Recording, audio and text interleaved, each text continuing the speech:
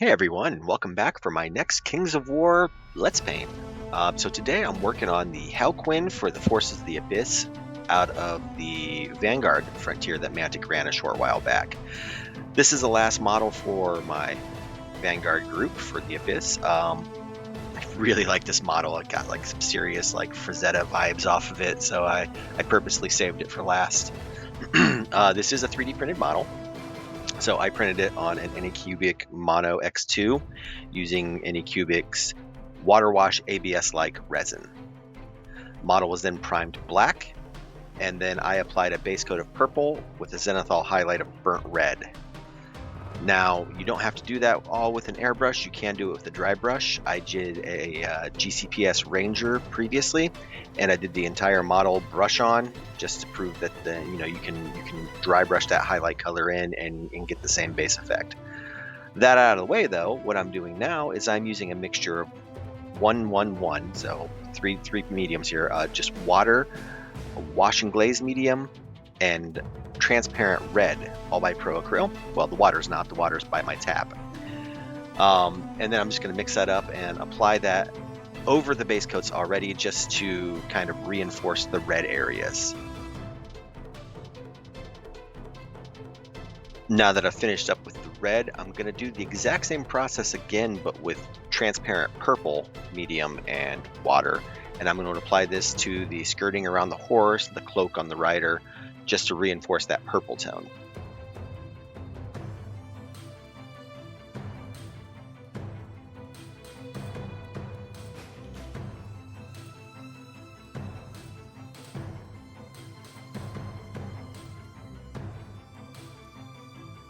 Purple base is done up. We're going to move into the same process yet again. I know you're probably noticing a trend, but I'm using transparent black this time. I'm going to use this to base coat the mount's exposed fleshy or furry bits, so the tail, the bits of the ear, some of the face, legs, as well as any of the soon-to-be silver metallics that the rider is carrying, so like the axe handle and the axe. This army I've experimented quite a bit with Pro-Acryl's transparent line. Not so much as a speed paint. It doesn't perform like a speed paint. It performs like a regular acrylic paint. It's just kind of see-through. So it's really good for glazing and filtering what you've got down on the model already.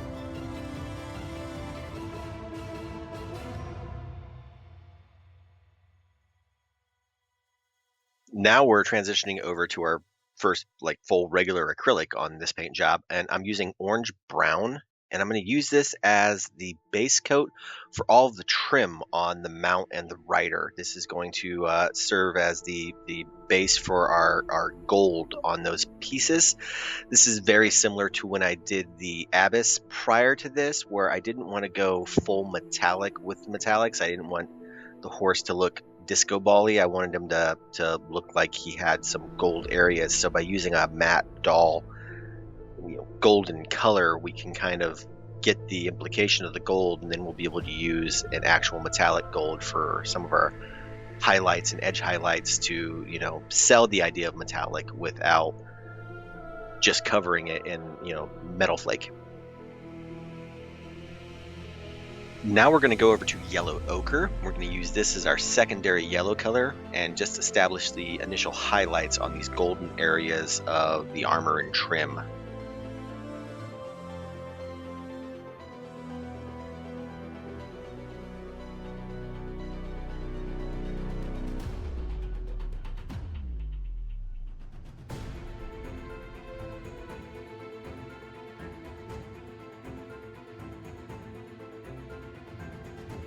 Now I'm going to take a little bit of burnt red and metallic medium. I'm going to mix these about 1-to-1.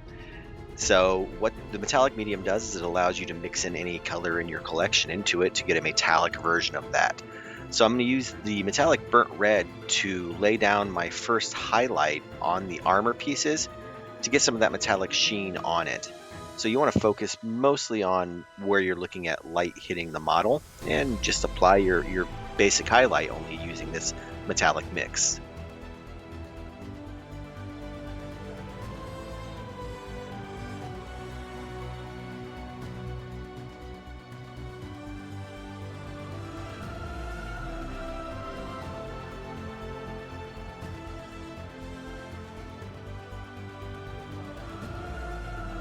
While we have the burnt red out, I'm going to use some non-metallicized version of it to go ahead and just apply some highlights to the red fabric areas on the model.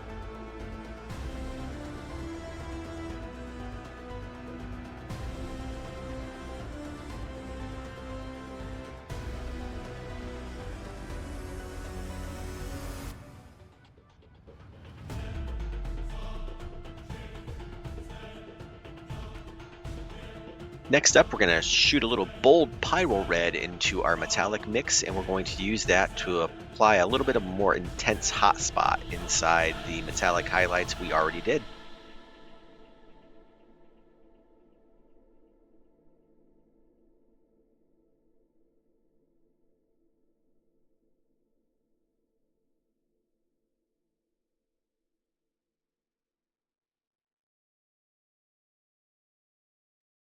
And since we've got the bold Pyrrole red out on the palette, we'll go ahead and use it to do a second highlight on the fabric areas of the model as well.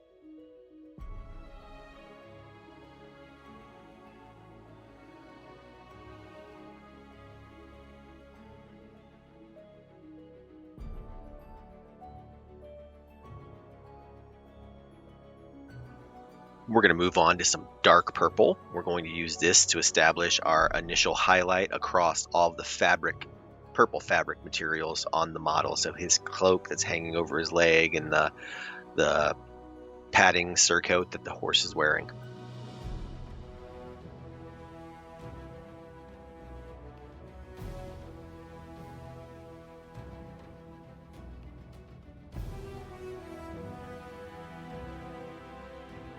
We'll follow that initial highlight up with a mixture of dark purple and purple and do our secondary highlight in the same areas.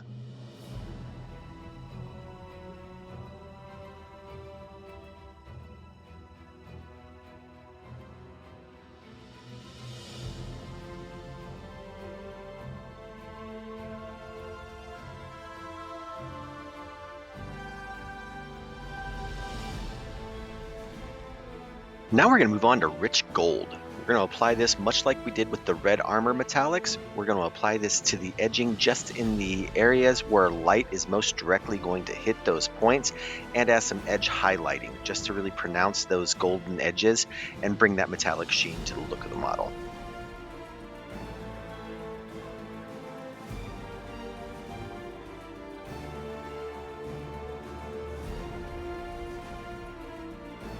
I use dark neutral gray to apply a highlight to all the black areas on the model, save for the metallic ones. So this includes the legs of the mount, the tail, the horns on the side of the mount, and on the rider.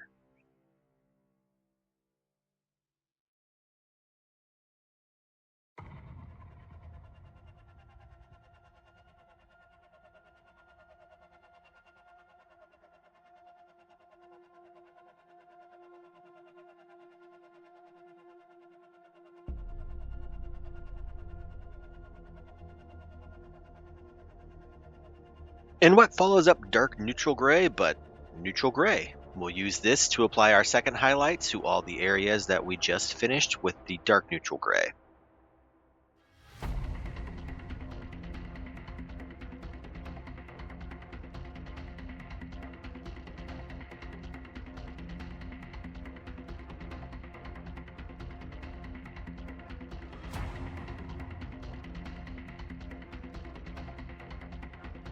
Now we're on to the silver metallics. If you watched my video on the Abyss, you'll recognize this technique. What I'm going to do is use dark silver as my base, and I'm going to stipple it on over the areas that we based black.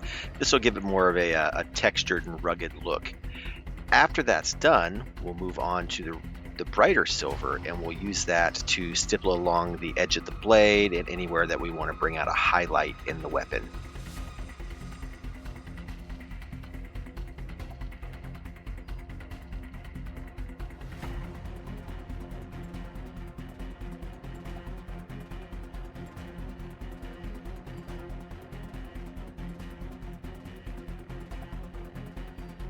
Now I'm going to use Camo green to base out the grass, weedy, tufty areas under the mount's feet on the base.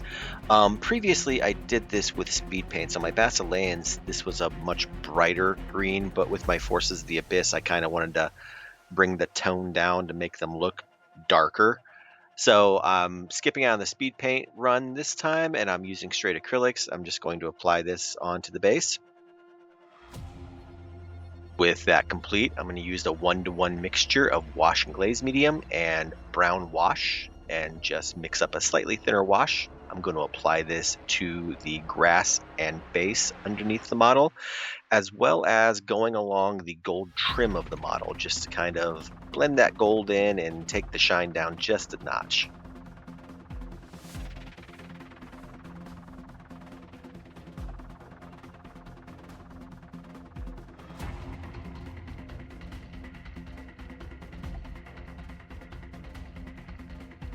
Well, this brings us to the end of this paint video. I'm going to use satin black for 3 sides of the base and burnt red for the rear arc. I want to thank you for taking the time to watch this video and joining me on this Let's Paint. If you enjoyed it, I would appreciate you hitting that like button. If you haven't, it would be really helpful if you subscribe to the channel. Please feel free to comment or share or ask any questions. I'll get back to you as quick as I can. And with that, let's take a look at how the model turned out.